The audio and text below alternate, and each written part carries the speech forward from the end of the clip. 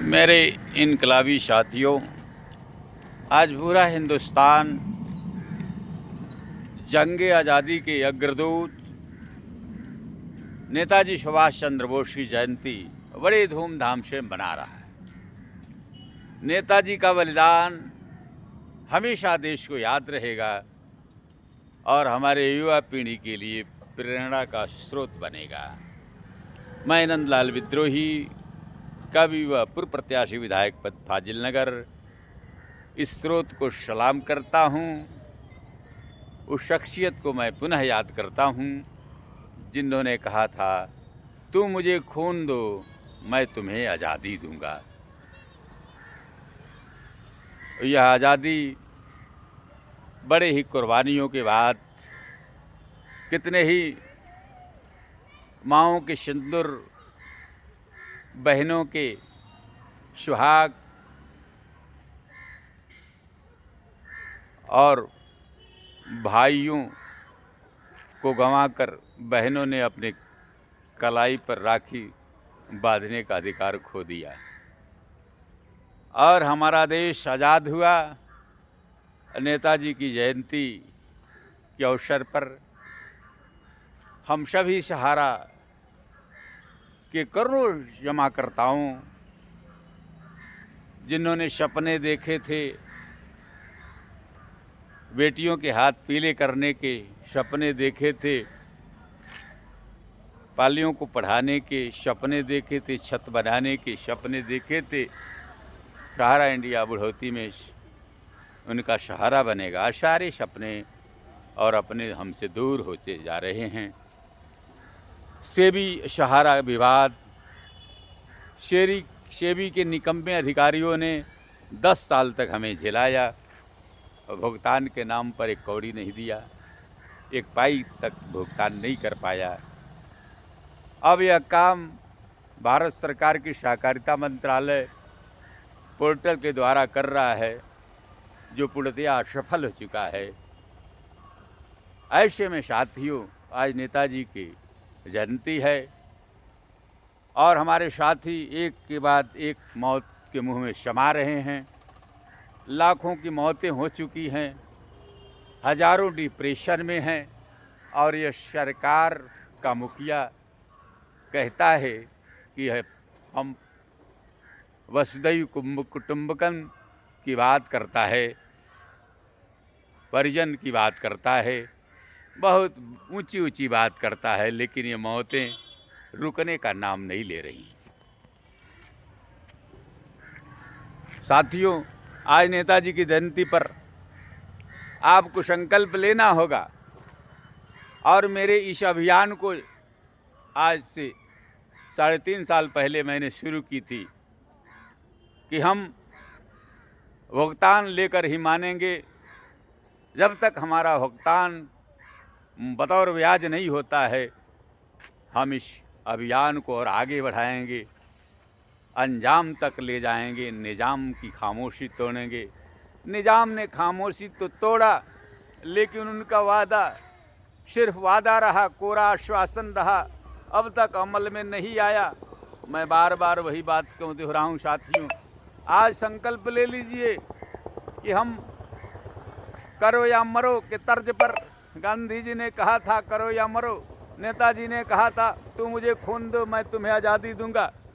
लेकिन मैं आज बात कह रहा हूँ, ऐ साथियों, ना आपको खून देना है, न मरना है, न मारना है। आपको सिर्फ मेरा ये वीडियो बड़े पैमाने पर शेयर करना है, कमेंट करना है, लाइक करना है। इतना आसान काम आप नहीं कर सकते, तो निश्चित रूप में आपका हश्र बुरा होने जा रहा है और होता ही रहेगा, कोई रोक नहीं पाएगा। इसलिए मैं नंदलाल विद्रोही, फाजिल नगर, कुशीनगर, बड़े अदब से कहना चाहता हूँ साथियों, हमारे इस वीडियो को धुआंधार लाइक, कमेंट और शेयर करो कि सरकार की नींद हराम हो जाए। ये बहुत बड़ा अच्छा प्लेटफार्म है जनता को जगाने का, अपने हक को लेने का। और जायज़ के जंग में अगर आप कूदते हैं, अगर जायज़ के जंग में आप कूदते हैं, जायज के जंग में आप सहभागिता करते हैं तो करोड़ों लोगों की दुआएं बरसेंगी आप पर, जैसे इस विद्रोही पर बरस रही हैं। मैं अगर स्वस्थ हूँ, ठीक ठाक हूँ, तो लोगों की दुआ का असर है। रात में 12 बजे, 11 बजे, कभी 1 बजे, कभी 2:30 बजे फ़ोन आता है और लोगों को सुकून मिलता है हमसे बात करके। तो साथियों, आपको करना कुछ नहीं है, इस मेरे वीडियो को लाइक शेयर कमेंट करिए। मैं आपको भी भुगतान दिला कर रहूँगा। आपको बताऊं, जायज के जंग में जान दे देना भी पुण्य माना गया है, और जो जायज के जंग में जान देता हो मर के अमर हो जाता है। कौन यहाँ 1000 साल रहने जा रहा है? थोड़े ही जियो, लेकिन शान से जायज के लिए जंग करो, देश के वतन के काम आ जाओ। यह हमारा मजहब है, पैगाम में मोहब्बत हमारा धर्म है। हम नफ़रत नहीं, नंदलाल मोहब्बत में विश्वास करते हैं, और जनता के लिए लड़ना, जनहित के लिए लड़ना हमारे लिए अनिवार्य है। हम अंजाम की नहीं, निजाम की नहीं, अंजाम ऊपर वाले पर छोड़ देते हैं और काम करते हैं जनता का। इसलिए मैं कहना चाहता हूँ, अगर आप चाहते हैं कि हमारा भुगतान मिल जाए, हमारे अमित शाह जी कहते हैं पाई पाई का भुगतान दूंगा, तो पाई पाई का बतौर ब्याज आपको मिले, इसके लिए सिर्फ एक ही काम करना है। आपसे निवेदन कर रहा हूँ, शेयर कमेंट लाइक ज़रूर करिए। ये काम आप कर देंगे तो बाकी काम मैं कर दूंगा। जनतंत्र में जनता मालिक है, और जनता से बड़ी ताकत इस दुनिया में नहीं बनी है। जनता जब चाहे अगर जगती है तो बड़े बड़े तानाशाहों का तंबू उखाड़ फेंकती है, और बड़ी बनी सरकारें नेस्तनाबूद हो जाती हैं। क्योंकि जब जनहित में काम नहीं होगा, जब इंतजाम और निजाम सो जाएगा, भ्रष्ट हो जाएगा, जनता की आवाज़ नहीं बन पाएगा, तो उसका हश्र बुरा होगा, कोई बचा नहीं पाएगा। साथियों, अब समय आ गया है। आप गिड़गिड़ाने से नहीं, रोने से नहीं आपकी तकदीर बदलने वाली है। संघर्ष करो। अगर नहीं कर सकते हो तो जो मैं कह रहा हूँ उतना ही तो कर दो। न बम चलाना है, न बारूद चलाना है, न तीर तलवार, न मिसाइल चलाना है। एक अंगुली से लाइक कर देना है, अंगुली से ही कमेंट कर देना है, अंगुली से ही शेयर कर देना है। ये अंगुली सिर्फ उंगली से करना है। और ये दुनिया जिस मुकाम पर खड़ी है, उसे हम डिजिटल इंडिया, डिजिटल वार कहते हैं। ये डिजिटल युद्ध जारी है। अगर इस पर जीत गए तो जीत गए, अगर सो गए तो फिर कोई तुम्हें बचाने वाला नहीं मिलेगा, तुम काहिल कहे जाओगे। अगर संघर्ष करना है, अगर सफलता हासिल करना है, तो इसके लिए आपको थोड़ा मेहनत करना पड़ेगा, आपको आगे बढ़ना होगा, मेरे कदम से कदम मिलाकर चलना होगा।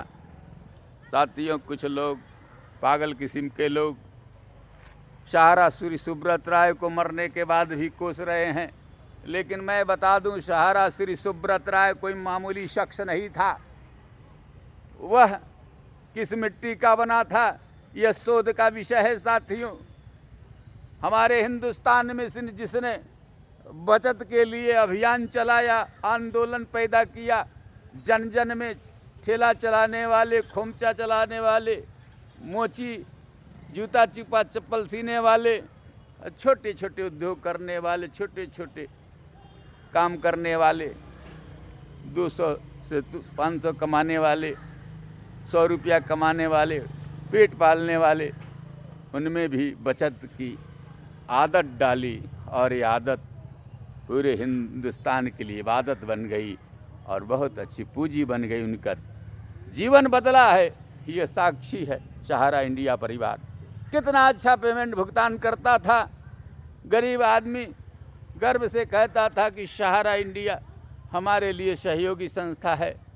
लेकिन सेबी के निकम्मे अधिकारियों ने और 10 साल तक हमें झेलाया, और यही काम अब भारत सरकार का सहकारिता मंत्रालय पोर्टल के माध्यम से हमें परेशान किए हुए।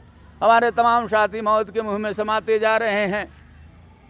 15 लाख लोग, जो 15 लाख हमारे कार्यकर्ता हैं, सहारा इंडिया के भुगतान न होने से सारे कार्यालय बंद पड़े हुए हैं और इनके जीवन संकट में हैं।